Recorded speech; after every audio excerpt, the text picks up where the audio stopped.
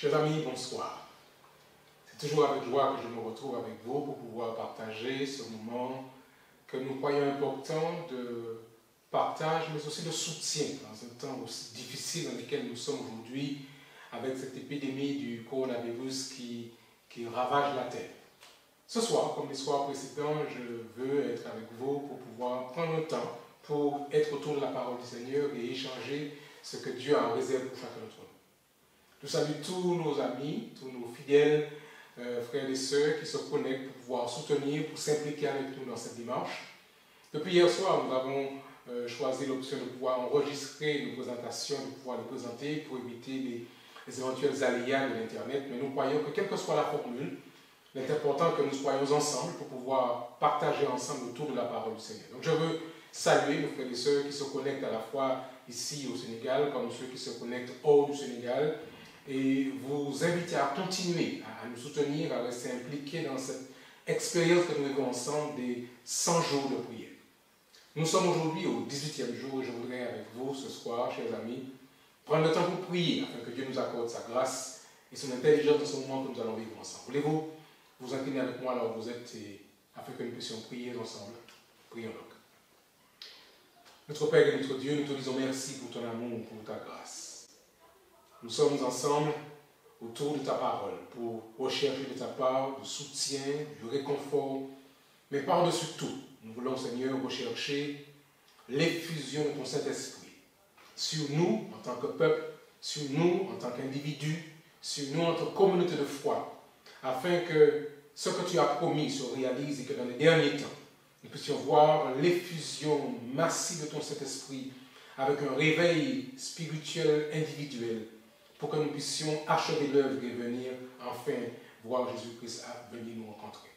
Merci de ce que tu nous accordes ta grâce. Nous te prions, Père, au nom de Jésus et pour ta gloire. Amen.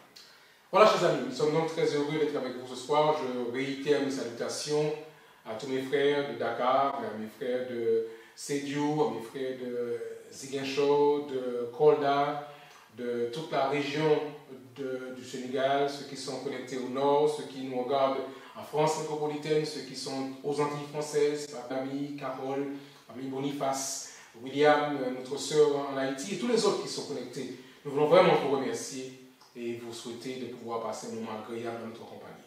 Ce soir, le texte qui va nous conduire dans notre échange est tiré du livre des psaumes. Vous savez bien que le psaume contient, ou les psaumes contiennent des paroles de réconfort qui sont très nécessaires pour nous dans ce temps dans lequel nous sommes.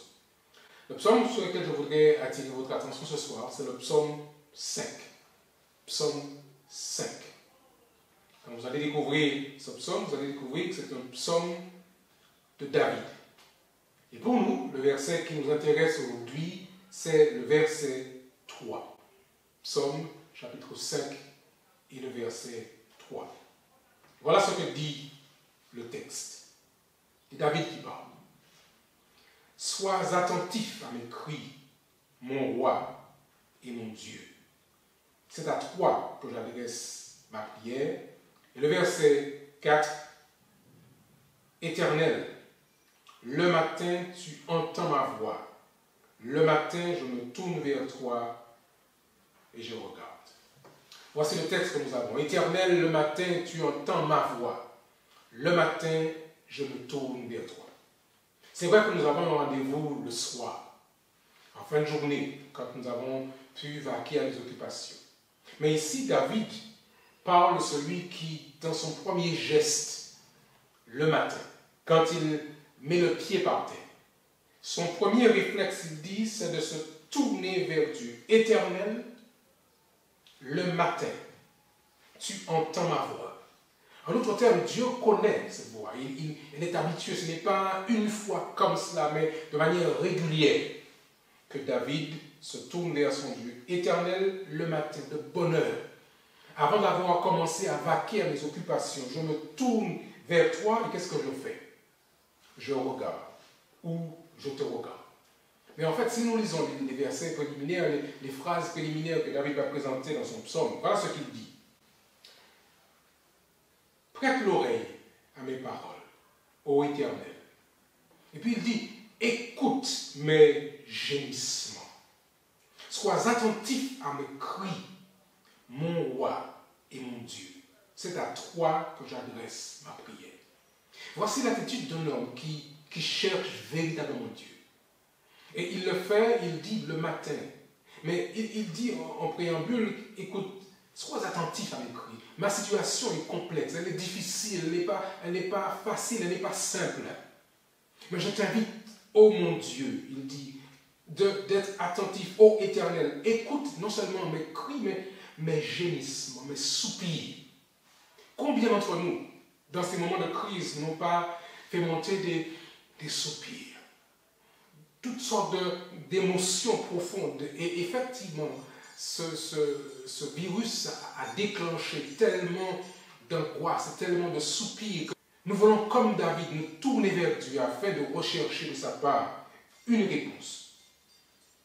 Le matin, tu entends ma voix. Le matin, je me tourne vers toi. Je regarde.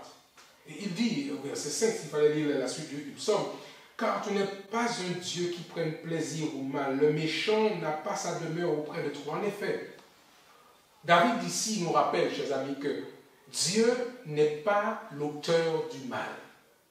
Je sais que beaucoup de personnes ont émis toutes sortes d'idées dans ce temps de coronavirus. Certains ont même osé dire, mais où est Dieu? Si Dieu existe, pourquoi avons-nous ce genre de situation? David était clair sur cette réalité. Il sait que Dieu n'est pas l'auteur du mal. Il le dit bien, tu n'es pas un Dieu qui prenne plaisir au mal. Notre Dieu n'a qu'une chose, qu'une intention envers nous, chers amis, c'est notre bonheur. Oui, alors David va dire à la fin de son psaume 23, oui, le bonheur et la grâce m'accompagneront tous les jours de ma vie et j'habiterai dans la maison de l'Éternel jusqu'à la fin de mes jours. Chers amis, le plan que Dieu a pour vous et pour moi, c'est un plan de bonheur, un plan de réjouissance. Et il souffre avec nous dans le temps dans lequel nous sommes. Mais en même temps, chers amis, il faut que la prophétie s'accomplisse jusqu'à son terme et que le mal soit visible et que tous puissent reconnaître qu'en effet, quand l'homme s'écarte de Dieu, les conséquences sont toujours dramatiques. Alors ce soir, je voudrais, à l'instar de David, vous inviter à prier avec nous. Voilà ce qu'Ellen White disait dans son livre Témoignage de l'Église, volume 2, à la page 264. Je voudrais lire pour vous. Voilà ce qu'elle dit. Elle s'adresse à son Église, à vous et à moi. Rassemblez toutes vos énergies et regardez en haut et non à vos difficultés. Et vous ne tomberez pas en chemin. L'ombre se dissipant, vous verrez bientôt Jésus tendant la main pour vous aider. Et tout ce que vous aurez à faire, ce sera dans une foi simple de saisir cette main et de vous laisser conduire. Et elle continue en ces termes. À mesure que grandira votre confiance par la foi en Jésus, l'espérance naîtra en vous. La lumière jaillie de la croix du calvaire vous révélera le prix que Dieu attache à une âme et elle vous incitera à porter la lumière dans le monde. Ici-bas, le nom d'un grand homme est semblable à de lettres tracées sur le sable. Mais un caractère sans tache subsistera pendant l'éternité. Voilà donc pourquoi nous voulons vous inviter pendant ces 100 jours à faire une expérience avec Dieu. Si nous n'avons jamais essayé de pouvoir cheminer avec lui, faisons une expérience. Pendant ces 100 jours, nous avons commencé le 27 mars et nous sommes jusqu'à maintenant notre 18e jour. Je vous invite à aller avec nous jusqu'au 100e jour. Faisons avec Dieu une expérience. Et voyons ce que Dieu a en réserve pour chacun d'entre nous. Au cours des 30 derniers jours, plus de 100 000 ressources ont été téléchargées sur le site revivalandinformation.org. Des hommes, des femmes qui se rassemblent autour de cette plateforme que met en place la conférence générale pour organiser ce mouvement de retour à Dieu par la prière et par l'intercession. Nous voulons louer le Seigneur pour cette réaction, mais nous voulons continuer à aller plus loin. Et Et c'est pourquoi nous faisons l'effort jour après jour de partager avec vous ces informations, de nous mettre ensemble pour que nous puissions en effet faire une expérience nouvelle avec Jésus-Christ. Alors ce soir, je voudrais que nous puissions prier. Prier pour nos frères et sœurs de la France, de l'Allemagne, de l'Espagne, de l'Italie, en fait de la zone européenne. Ceux qui sont sensibles pour lutter contre ce virus. Nous voulons prier pour la consolation de ceux qui ont perdu des êtres chers. Nous voulons prier pour tous les membres de l'Église dans le Moyen-Orient, en Israël, en Iran, des zones qui sont assez particulières avec les tensions qui existent dans ces différents territoires. Nous prions pour ceux qui vivent à l'étroit, dans de minuscules logements, avec peu d'air frais et sans la possibilité de faire de l'exercice. Nous voulons prier pour nos voisins, les miens, les vôtres, ceux qui habitent tout près, ceux qui habitent à côté, ceux qui habitent à l'étage, ceux qui habitent non loin, en face de chez nous. Prions pour que nous puissions trouver des moments pour partager avec eux l'espérance en notre Seigneur et Sauveur Jésus-Christ.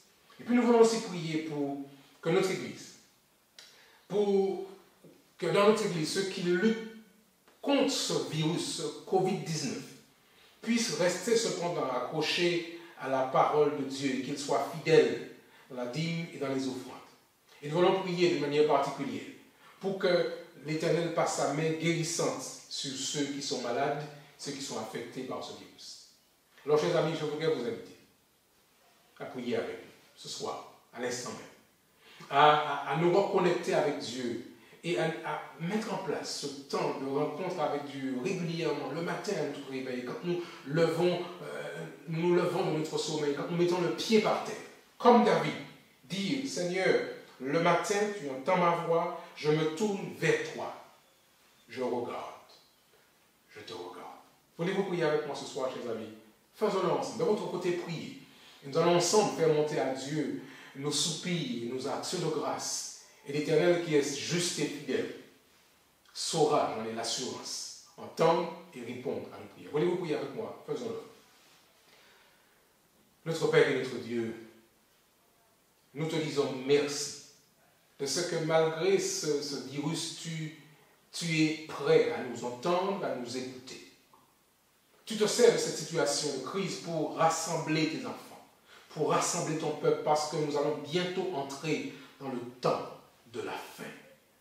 Nous voulons, Seigneur, avec toi, faire une nouvelle expérience. Nous aimerions, en tant que communauté de foi, en tant que membres de ton Église, en tant qu'hommes et femmes qui aimons Jésus-Christ, nous souhaitons, nous voulons sincèrement, Seigneur, nous t'en prions, recevoir la pluie de l'arrière-saison que tu as promise. Dispose nos cœurs afin que nous recevions cette puissance que tu as promis, pour que, animés par cette puissance, nous puissions proclamer l'évangile autour de nous. Seigneur, nous te recommandons nos frères et sœurs de l'Allemagne, de la France, de l'Espagne, de l'Italie, de toute la zone européenne. Ceux qui ont perdu un être cher, visite-les, soutiens-les d'une manière particulière. Nous voulons, Seigneur, te demander aussi de faire en sorte que nous soyons nous-mêmes disposés, disponibles afin de partager une parole d'espérance auprès de ceux qui vivent à côté de nous. Nos voisins de palier, nos voisins d'en face, celui qui habite à l'étage, celui qui habite à côté ou derrière.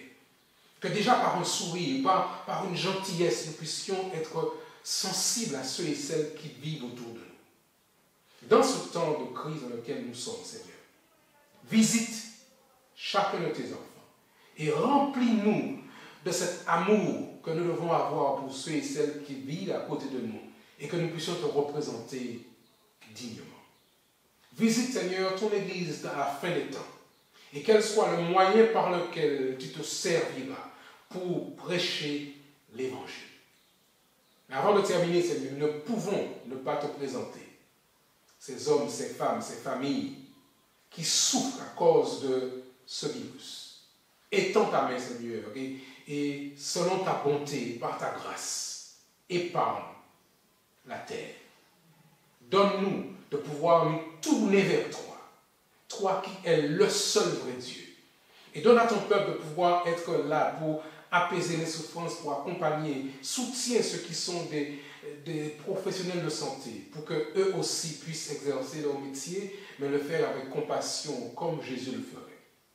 Merci, Père, de ce que tu nous entends, que tu écoutes la prière de mes amis, de mes frères, de nos partenaires qui prient avec nous, quel que soit là où ils sont. Exauce nos prières et que ta volonté soit faite sur la terre et comme au ciel. Nous t'en prions, Père, au nom de Jésus et pour ta gloire. Amen. Voilà, ça a été un plaisir, chers amis, de pouvoir échanger avec vous. C'est vrai que nous n'avons pas le contact du live, mais je sais que nous pouvons rester en contact. Vous avez toujours la possibilité de pouvoir partager avec nous. Notre adresse email, je vous la rappelle, puisque nous pouvons toujours aussi échanger par ce lien. C'est mission Seneg, S-E-N-G, 7, @gmail.com. Mission Seneg, 7, @gmail.com. Bonsoir à tous, chers amis. Que Dieu vous bénisse, qu'il vous garde. Nous restons connectés, bien sûr. Nous nous retrouvons sans faute par la grâce du Seigneur demain soir. Partagez autour de vous ce live. Donnez à vos amis la possibilité de pouvoir vivre avec nous ce moment. Mais que Dieu vous bénisse. Bonsoir à tous. Bon courage à chacun. Et à demain soir, si Dieu le veut.